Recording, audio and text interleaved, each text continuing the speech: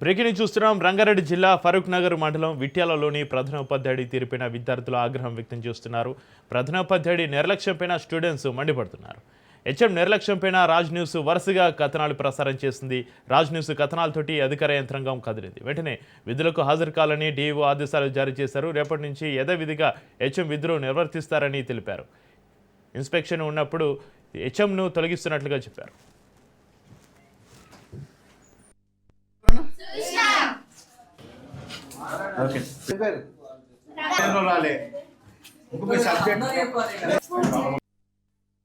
ఈరోజు జెడ్పీహెచ్ఎస్ విద్యాల విద్యార్థులు తమకు సంబంధించిన ఇంగ్లీష్ టీచర్ అట్లాగే హెడ్ మాస్టర్గా వ్యవహరిస్తున్న శ్రీ రవికుమార్ గారు పాఠశాలకు రావట్లేదు, సరిగా లెసన్ చెప్పలేదు, వచ్చిన పూర్తి కాలం పాఠశాల ఉండకుండా సరిగా పాఠాలు చెప్పడం లేదని గౌరవ సర్పంచ్ గారికి తర్వాత గ్రామస్తుల దగ్గరికి వెళ్ళడం జరిగింది. అది రెండో వ్యక్తిని ఆ పాఠశాలకు నేను సందర్శించడం జరిగింది. అదే విషయమై మాట్లాడడం జరిగింది. సంబంధించిన టీచర్ ఇన్స్పెక్షన్ టీంలో ఉన్నాడు.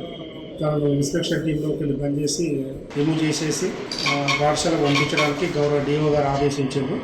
ఆయన పాఠశాలకు రేపు నుంచి వస్తాడు. అట్లాగే ఇప్పటివరకు ఇంకా ఏమైనా పాఠాలు ఇంకా చెప్పకపోయినా ఈ 9 నెలలు కంప్లీట్ చేయాల్సిందిగా చెప్తా ఉన్నాము. ఈరోజు